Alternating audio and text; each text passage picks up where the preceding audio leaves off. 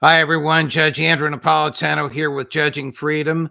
Today is Thursday, February 1st, 2024. Professor John Mearsheimer, University of Chicago, joins us now. Professor Mearsheimer, always a pleasure, sir. Welcome back to the show, and thank you for your time. My pleasure. I want to spend most of our time on the latest events in Israel and the corresponding events in the United States involving the president. But before we do, just a couple of questions, if you wouldn't mind, on Ukraine. Within the past 24 hours, the EU has announced 50 billion euros, 54 billion US dollars approximately, in aid to Ukraine. That, of course, required twisting the arm of President Viktor Orban of Hungary, and apparently they did twist his arm in a rather ugly way.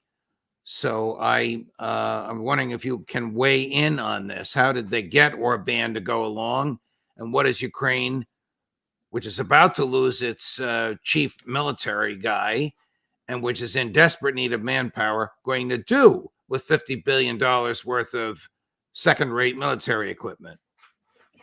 A couple points. First of all, they did twist Orban's arm. They coerced him into accepting this deal. And he really had no choice because Hungary is a small country and they could cause Hungary great economic harm if he didn't go along with the deal. So he went along with the deal. But that brings us to the question of what does this mean for Ukraine? First of all, it's $50 billion, $54 billion over 4 years. But more importantly, that money is not for military equipment. That money is basically money that's designed to keep the government in Kyiv afloat.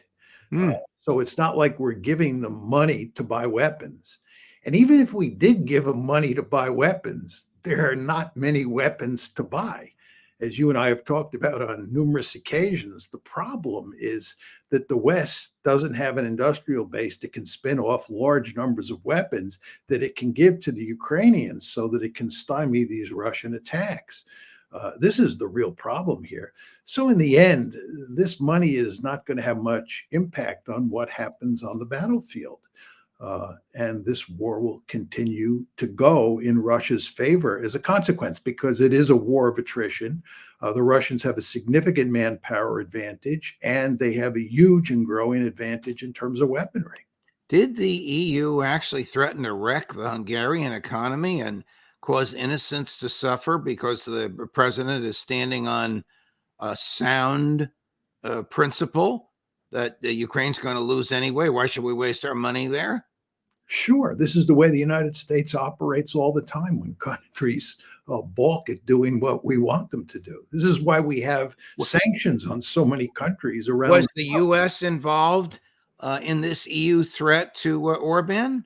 No, I think the United States was surely on the sidelines. I mean, Orban knows that the Americans dislike him as much as most of the countries in the EU dislike him.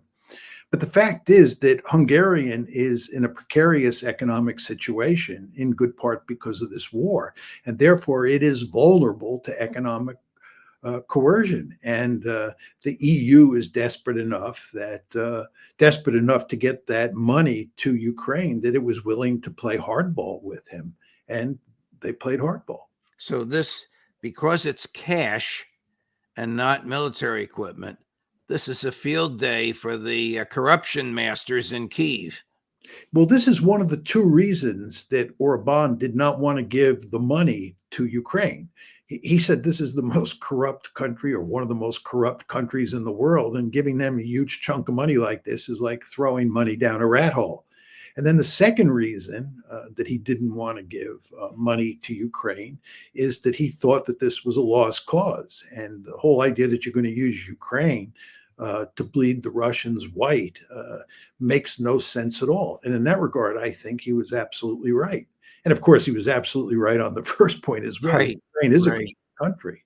Right. And do you know if, contrary to American cash aid, there is an inspector general for the EU to certify where the cash goes, or does the zeros just show up in the government's account in a Kyiv bank and they can draw down against it as they see fit? My understanding is they have very limited capability to assess what Ukraine does with the money. There's no evidence that there's a serious mechanism in place for the EU to check exactly where that money goes. So I think a lot of it will be siphoned off. What is happening to General Zaluzhny, whom you and others have said has been fairly well respected in the international military community? Is President Zelensky's threat to fire him serious? Is he on his way out? And if so, do you know why? Yeah, I mean, first of all, he is very popular inside of Ukraine. He's very popular in the military, but also in the broader population. His population ratings are over 80%. Mm. They're significantly higher than Zelensky's. And Zelensky doesn't have bad poll ratings. I mean, he's not in the class of Joe Biden. He has quite good poll ratings, but Zaluzhny has much better poll ratings. So you want to understand that when Zelensky goes after Zaluzhny and says he wants to fire him, this is a really tricky matter. Now, what's the basis of the disagreement? According to news reports, there's sort of two big issues. Aside from the fact that they personally don't like each other, it's just very important to understand that. They just don't get along constitutionally. But there are two big issues. One is that Zaluzhny, the general, wants to pull Ukrainian troops out of Avdiivka, which is where the biggest battle on the front is now taking place. And Zaluzhny believes that the Russians are going to win in Avdiivka, and it makes sense to pull out now. Zelensky does not want to pull out. This is a lot like Bakhmut, where last year, as you remember, Zelensky insisted that the Ukrainians stand and fight in Bakhmut. That's what he's talking about doing again, and Zaluzhny disagrees with him. So that's one fight. The other fight has to do with the mobilization of manpower. As we all know, the Ukrainians are desperate to raise more troops. And Zaluzhny, unsurprisingly for the commanding military officer, thinks they need 500,000 or approximately 500,000 new troops. Zelensky, who's a political leader, believes that this is politically untenable. If he tries to raise 500,000 troops, there's going to be huge resistance. So Zelensky's talking about smaller numbers, in the range of 300,000, maybe 200,000 new troops. And Zaluzhny's saying that's not enough. So you have a big dispute between the two of them on this mobilization issue and on the whole question of whether to withdraw troops or not from Avdiivka. And this has led Zelensky to try to fire Zaluzhny. And he's been unsuccessful so far. And the final dimension I would add to this that shows you what a total mess it is that if he fires Zaluzhny, he could probably get away with it if he had a popular replacement. In other words, if there was a general in the wings that he could call on to replace Zaluzhny. But the two possible candidates have both made it clear that they don't want the job. I think they can read the writing on the wall. So if he gets rid of Zaluzhny, I don't know who he's going to put in his place. But I think whoever is put in that position is not going to help Zelensky very much. All of this is to say Zelensky is in deep trouble. Do you know, Professor Mearsheimer, if under Ukrainian law he can unilaterally fire him, or does he need the approval of some legislative or administrative body? I think, I underline the word think, that he can unilaterally fire him. It's like the situation with Harry Truman and Douglas MacArthur. You remember that MacArthur was summarily dismissed by Truman. Right.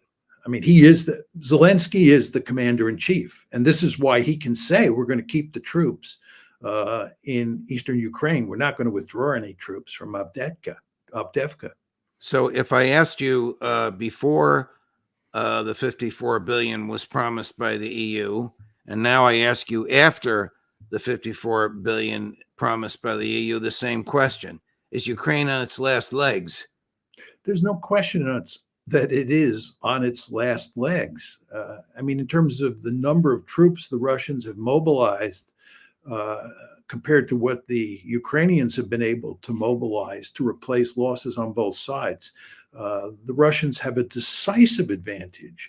The Ukrainians have lost huge numbers of troops, and they're unable to mobilize a significant number of people to replace them. And on the other side, the Russians have lost less troops than the Ukrainians, and they have been able to mobilize many more people. And if you look at the balance of weaponry, you have a huge gap between the two sides. And if anything, it's just growing more and more in favor of the Russians.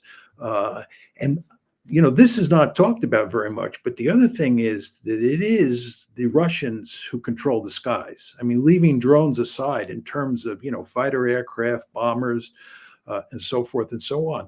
The Russian Air Force is wandering all over Ukraine, dropping bombs and launching missiles at infrastructure, lines of communication, at troop concentrations. And they're doing this pretty much at will. And the Ukrainians can't do much to stop it. And this is having a significant effect on the ability of the Ukrainian army to reinforce troops up on the front. Do you believe that Ukraine shot down a plane carrying 65 returning Ukrainian prisoners of war, that it murdered its own people? Well, murdered implies that they did it on purpose. I'm not in the legal All right, business. well, we'll change the verb to killed their own people. I think they accidentally killed their own people. Yes, I think they did not know that the plane was filled with Ukrainian prisoners of war, and they shot it down, thinking that it was going to be a decisive blow against the Russian Air Force, when in fact it was no such thing. And in fact, they ended up killing a lot of their own people. Switching gears, was the International Court of Justice ruling against Israel a day of reckoning for Israel? Yeah, I think it. I was really surprised at how hard hitting the ruling was, or the order was. I mean, if you read the Western media, it makes it look like Israel received a weak slap on the wrist. It was just no big deal. And in the Western media, attention was taken off the ICJ order almost immediately. But if you read carefully what that order said, it was a black day for Israel. You want to remember that what the court said was that there is plausible evidence that Israel has the intention to commit genocide, and there is plausible evidence that Israel is in the process, in terms of its actions, in committing genocide. Now, the court was not in a position to determine whether Israel was guilty of genocide. That was not, that was not its mission. That issue will be eventually decided by the court. The question here was whether or not there's plausible evidence that a genocide is taking place. Right. Therefore, is it necessary to issue a series of measures to the Israelis that are designed to prevent that genocide, in effect, to stop that genocide in its tracks? And yes, they issued 6 measures that were designed to tell the Israelis that they had to stop doing certain things, because all of the evidence they had said there is a plausible case here that you have the intention and you are actually committing a genocide. This is remarkable, in my opinion. Well, has the IDF violence or the Israeli publicly stated intent been tempered or abated since the ruling came down? I think the answer to that is no. Well, certainly in terms of the behavior, there's no question about it. The behavior has changed hardly at all. In terms of the intent, you want to remember that Israeli leaders, and we're talking about prime minister, the president, the minister of defense, and so forth and so on. All sorts of high-level Israeli leaders were making statements that were indicative of genocidal intent. There was a piece in Haaretz not long ago that said the road to The Hague is paved with comments by Israeli leaders. Well, that's true. Yes, of course it is. They were making outrageous statements.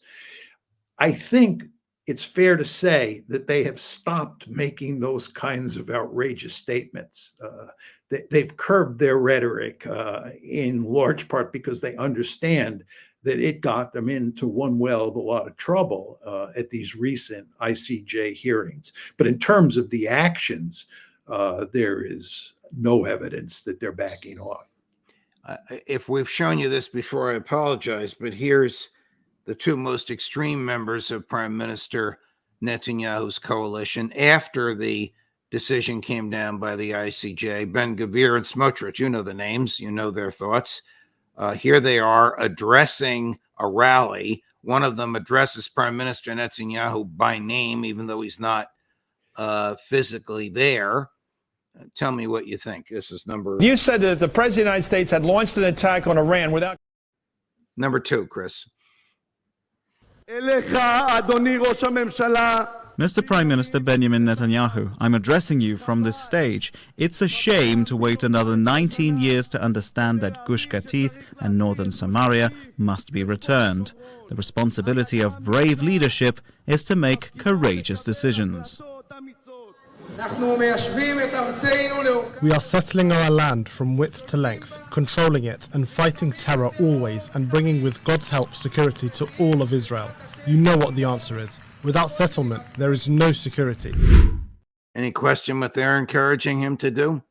No, there's no question about it. I mean, what they want to do is ethnically cleanse Gaza and reestablishment settlements in Gaza, and in fact make Gaza part of a greater Israel. It's de facto already part of a greater Israel. They do it de jure. The problem that they face is that Netanyahu is not in a position where he can make that happen. I think the Israelis tried to ethnically cleanse Gaza, and I think they're still in the process of trying to ethnically cleanse Gaza. The problem is they're not succeeding.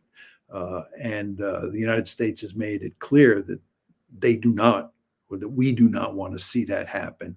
The Egyptians and the Jordanians, which is who control the land to which the Gazan Palestinians would go, have made it clear they don't want that to happen. So it doesn't look like they're going to be able to ethnically cleanse the place. So the question then is, how do you put settlements back into Gaza? And Netanyahu has no appetite for that. The problem that he faces is that his government will fall if he gets into a fight with those ministers that you just showed on the screen, because they're part of the coalition and they are unyielding in their commitment to creating settlements in Gaza. So I think Benjamin Netanyahu is in real trouble. Have you ever heard or read about, in your studying of modern warfare, of soldiers or intelligence agents, males dressing as females, dressing as healthcare workers, going into a hospital and shooting in the head 3 patients who were being ministered to by healthcare workers in the hospital? I've never heard of an instance of that, and I'm not surprised that the Israelis did it. I think the Israelis don't pay any serious attention to the rules of war, and they think they can do pretty much anything they want and get away with it because the United States will protect them. And I also think that, one of the things I find most disturbing about watching what's happening in Gaza is it's not just simply the killing. That's categorically depressing, don't misunderstand me, but it's also just the cruelty that's involved here. The Israelis seem to take a certain joy in inflicting punishment, inflicting cruelty on the Palestinians. And it's just horrible what's going on. And this is just another instance of them just not caring at all about the basic rules of the game and doing whatever they think is necessary, and oftentimes doing it in a very cruel and evil way. Chris, can you put on the screen the full screen of the quote issued by Prime Minister Netanyahu's office just a few hours ago, and I'll read it aloud for those who are taking in the podcast on audio.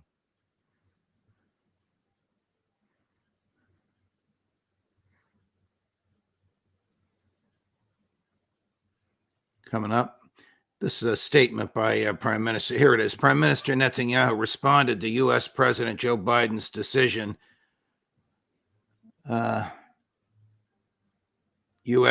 decision to impose sanctions on settlers in the West Bank. Quote, Israel acts against all those who break the law everywhere. Everywhere is the emphasis as to why I'm reading this for you, Professor Mearsheimer, and therefore there is no room for exceptional measures in this regard. The Prime Minister's office added that the absolute majority of settlers in Judea and Samaria, the West Bank, are law-abiding citizens, many of whom are currently fighting in the regular and reserve army for the defense of Israel. Nobody would take seriously a statement from Netanyahu that Israel obeys the law. They don't obey any norm or standard of civilized behavior. I mean, I think it's impossible to take seriously Netanyahu's comments. It just, the facts are overwhelmingly opposite of what he says. I mean, what else can you say? Who really believes that? I mean, if you look at what the settlers in the West Bank have been doing to the Palestinians before October 7th, but certainly after October 7th, it's hard to make the argument. It's impossible to make the argument that this is consistent with international law.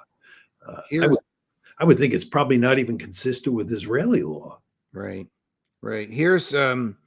Here's the president, number 8, Chris. Here's the president outside the White House. I'm going to have to do some reading here because you can't really hear the questions that the reporters are shouting to him because there's a lot of noise in the background. I think it's a helicopter.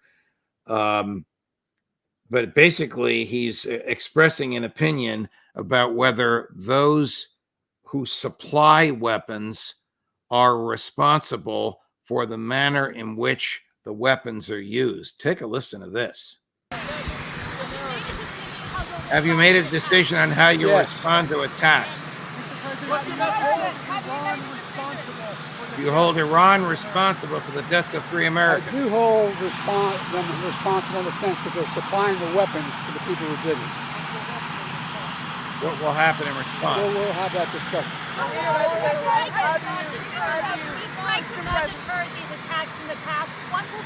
What's different this time? We'll see. So the president believes that he can hold responsible for attacks those who supply the weapons. I guess he forgot what he's doing in Ukraine, what he's supplying in Ukraine, and what he's supplying to Israel.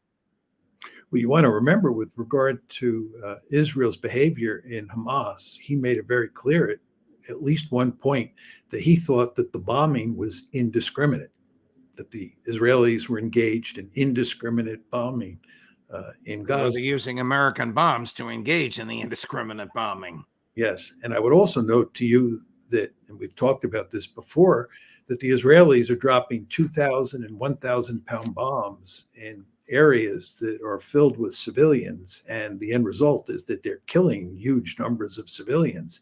It's the United States that's providing him with those bombs. And as this war has gone on, we have fed the Israeli military more and more weaponry. As many Israelis, including Israeli generals, have made clear, they could not fight this war the way they're fighting it without American assistance. This is why, on the whole subject of genocide, the Americans are complicitous. The Americans are absolutely complicit. I mean, we're violating federal law, which prohibits us from giving military assistance to countries that engage in genocide. What happens if, in response to the deaths of the 3 American soldiers at Tower 22, wherever it is, whether it's in Syria or Jordan or at the border or close to the border, and the injury of 34 or so others, the president attacks Iran or Iranian assets in Iraq. Well, there's a big difference between the two. I mean, if he attacks Iran, the Iranians have made it clear that they will respond. And I would be shocked if they don't respond. And there's a lot of evidence that Biden is going to great lengths not to directly attack Iran or not to directly attack Iranian assets, like an Iranian ship at sea, because he doesn't want this one to escalate. But at the same time, he is, I think, going to attack some military targets in Syria and Iraq that have something to do with Iran. Maybe it'll be one or two of these militias that the Iranians provide weaponry to. It's very hard to say because he's been opaque about what he's going to do. But I think he has to respond, and he has to respond against targets that have some relationship to Iran. But at the same time, I think he's going to go to great lengths to avoid attacking Iran. Here's Secretary of State Blinken, cut number 5, Chris, being rather ambiguous, but you'll see. It's nothing new from him, but I'm anxious to hear your thoughts. The president said this, I think, virtually from day one. To anyone who would try to use the crisis in the Middle East, the conflict in the Middle East, to sow further instability and to use it as an excuse to attack our personnel, we will respond. We will respond strongly. We will respond at a time and place of our choosing. And obviously, I'm not going to telegraph what we might do in this instance or get ahead of the president, but I can, again, tell you that as the president said yesterday, we will respond. And that response could be multi-leveled, come in stages, and be sustained over time. I don't know. Maybe it's just the way I view his personality. Maybe it's his personality. It seems like he's always hand-wringing and there's always an apologetic tone to what he says. If Joe Biden waits 2 weeks before responding, does he remove the sting of the response? Does he undermine the domestic political benefit of the response? I don't know that it really matters whether he does it now or he does it in a week or 2 weeks. I mean, the belief here is that if we whack Iran or we whack Iranian assets, or we go after the Houthis, or we go after these Iranian-supported militias, that the end result is that they will throw up their hands and quit. We will deter them. The purpose of this military action is to produce deterrence in the region so as to avoid escalation. My view is you get exactly the opposite. This is why he doesn't want to bomb Iran, because he understands the Iranians will retaliate. So any use of military force here is just likely to lead to further escalation. You know, I just want to say one thing about what's going on here. If you listen to Blinken speak and you listen to Israel and Israel's supporters in the United States speak, the argument they like to make is that Iran is the taproot of all the trouble in the Middle East. And what Iran is doing here, you heard Blinken say this, is Iran is taking advantage of a crisis to pursue its own narrow interests. But that's actually not what's happening here. What's happening here is the Houthis, the Iranians, Hezbollah, and these Iranian-supported militias are all responding because of what's happening in Gaza. Right. You want to remember, as you like to say, before the war broke out on October 7th, Jake Sullivan said the Middle East was as peaceful as we had seen it in a good number of years, right? And then everything changed after October 7th. And you want to ask yourself the question, why did everything change? It wasn't because the Iranians and Hezbollah all of a sudden decided to go on a rampage and take advantage of Israel and the United States. What changed was a war broke out involving the Israelis and the Palestinians in Gaza. And that's what's driving this train. So the taproot of the problem, despite what Israel and its supporters in the United States say, is not Iran. The taproot of the problem is Israel and Israel's failure to create a Palestinian state. Here's a former Joe Biden, cut number 1, Chris, on the consequences of an American president going to war against Iran without express congressional approval. You said that if the President of the United States had launched an attack on Iran without congressional approval, that would have been an impeachable offense. Do you want to review Absolutely. that comment you made? Well, how do you stand on that now? Yes, do you think I do. I want to stand by that comment I made. The reason I made the comment was as a warning. The reason I don't say those things lightly, Chris. You've known me for a long time. I was chairman of the Judiciary Committee for 17 years, or its ranking member. The president has no constitutional authority to take this nation to war against a country of 70 million people unless we're attacked or unless there is proof that we are about to be attacked. And if he does, I would move to impeach him. The House obviously has to do that, but I would lead an effort to impeach him. I don't use words lightly.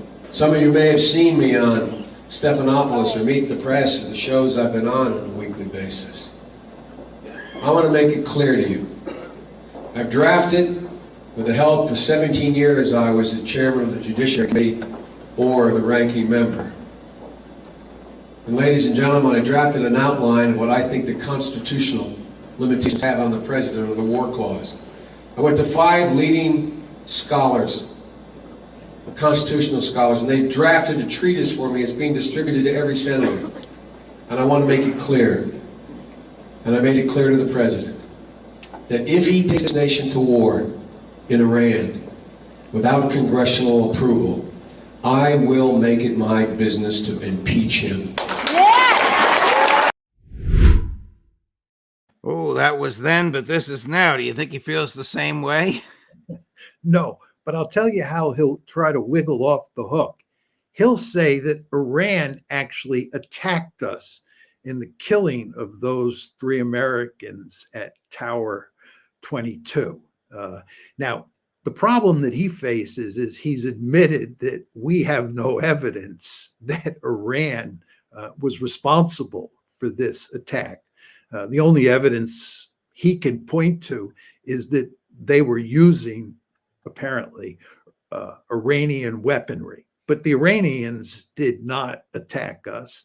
And there's no evidence that the Iranians told these militias to attack us at Tower 22. And you get the same basic situation with regard to Hamas. You remember after October 7th, again, you always want to remember what Israel and its supporters are going to argue. They argued that it wasn't simply Hamas attacking on October 7th. It was really Iran, because Iran is the taproot of all the problem. They're the puppet master, or they're the puppet masters, the Iranians, and they told Hamas to attack Israel, right? And therefore, it was Iran that's responsible. And we have a right to go after Iran. This is the argument that the Israelis and their supporters here in the United States were making after October 7th. And this will just be another version of that. They see Iran behind every attack. Does Joe Biden and do the neocons, Lindsey Graham, Victoria Nuland, the same cast of characters, do they see Iran behind every attack? Of course. I think if you listen to what I just said, you take that template and you start reading the news with that template in your head, you'll see that I'm on the money here, right?